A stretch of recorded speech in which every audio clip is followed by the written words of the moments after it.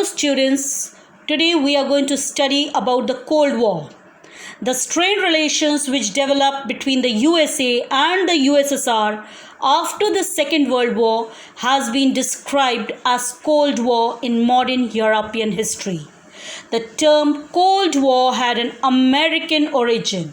The term was first used by Bernard Baruch, who observed on 16th April 1947. Let us not be deceived today. We are in the midst of a Cold War. The term was picked up by Walter Lippmann, who through his book On the Cold War popularized it.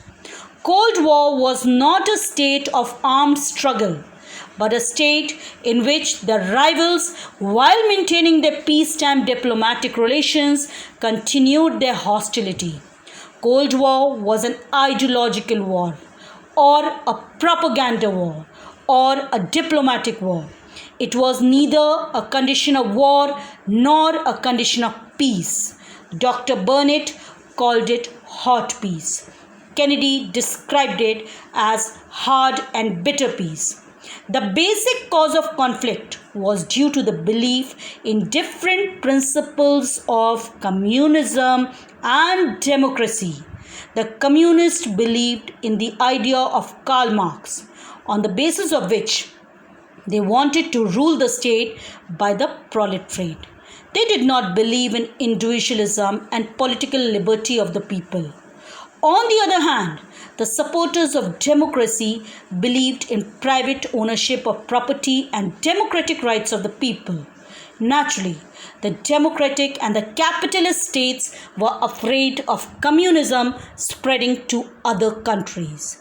Now we are going to study about the Potsdam Conference. It was the last of the series of the wartime conferences of the Allied powers. This conference revealed a distinct cooling off in relations. The three leaders present at the beginning of the conference were Stalin, Truman and Churchill.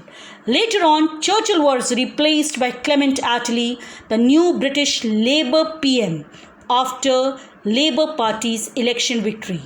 It was agreed that Germany would be disarmed, Nazi Party be disbanded, and the Nazi leaders be tried as war criminals. Now we are going to study about the Yalta Conference. The Yalta Conference had the following decisions. It was made in February 1945. It was decided to form an international organization, UNO, for the preservation and maintenance of international peace. It was resolved to make Germany free from Nazi influence. Germany would be divided into 4 zones, each under the control of America, Britain, France, and Russia. Similar arrangements were to be made for Austria. Germany had to pay heavy war reparation to the Allied powers. Now we get into the Truman Doctrine, which occurred on 12th March 1947. The US President appealed to the US Congress for a sanction of $400 million and declared, "It must be the policy of United States to free people who were resisting attempted subjugation by armed minorities or by outside pressure." This declaration was subsequently known as the Truman Doctrine. This doctrine was the first direct response to the challenges of the Soviet Russia. The chief aim of this doctrine was to protect the independent nations from communist aggression. Greece then received military assistance, and by 1949, the communists were defeated. Turkey also received similar military aid because the country had faced similar threat. Now we get into the Marshall Aid of 1947. This plan was an extension of the Truman Doctrine. In 1947, America sponsored a scheme of economic and financial help known as European Recovery Program, ERP. European Recovery Program. It was known as Marshall Plan as it was prepared by Marshall, the American Secretary of State. America apprehended that the economic crisis in Europe would help in the spread of communism.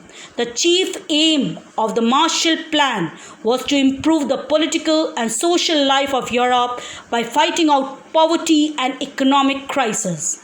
Marshall Plan originated from the apprehension that the influence of America would be endangered if communist influence spread to economically depressed Europe. Now we are going to get to the Molotov Plan. After the Second World War, the communist countries of Eastern Europe were joined in a kind of unity under the leadership of the USSR. There were 9 states in the communist bloc. Apart from the USSR, there were Albania, Bulgaria, Czechoslovakia, East Germany, Hungary, Poland, Romania, and Yugoslavia. All these states had to carry on trade with USSR. Their foreign policies and armed forces were controlled from Moscow. In response to Marshall Plan of 1947 of America, the Russian Foreign Minister Molotov offered an alternative plan between USSR and its satellite states. The purpose was to form an economically united Eastern Bloc led by USSR against the Marshall Plan, since USSR refused to allow any of its satellite states to accept it. Thank you.